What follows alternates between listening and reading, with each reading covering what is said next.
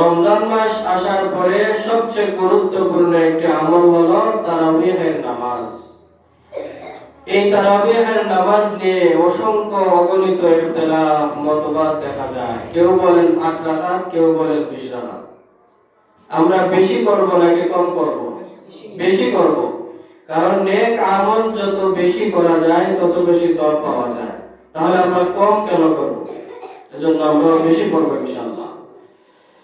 তারাবিহের নামাজ আদায় করা যায় সূরা তারাবির মাধ্যমে অথবা খতমে তারাবির মাধ্যমে, খতমে কোরআনের মাধ্যমে।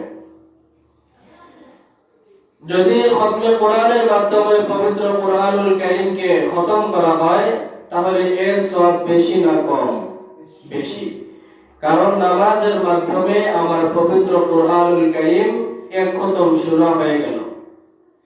এজন্য খতমে তারাবির মধ্যে সওয়াব বেশি পাওয়া যায়, আর এর মধ্যে সময় একটু বেশি যায়। যতক্ষণ আমরা মসজিদের মধ্যে থাকবো ততক্ষণ গুনাহ না হওয়া সম্ভব। আর যদি মসজিদ থেকে আমরা বাহির হয়ে যাই তাহলে গুনাহ হওয়াটা সম্ভব। এজন্য যত সময় পারি আমরা বেশি মসজিদের মধ্যে কাটাবো, এর দ্বারা আমার গুনাহ একটু কম হবে। একজন আরেকজনকে বলাবলি করে যে আমি মসজিদের মধ্যে গিয়ে তারাবিহের নামাজ পড়েছি মাত্র 1 ঘন্টা 5 মিনিট। আরেকজন বলতেছে আমি পড়েছি 1 ঘন্টা 40 মিনিট।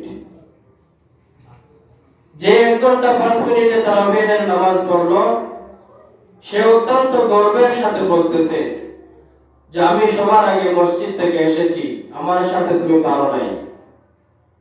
যে খতমে তারাবি পড়েছে সে বলে আমি তোমার চাইতে 35 মিনিট সময় মসজিদের মধ্যে ছিলাম, আলহামদুলিল্লাহ।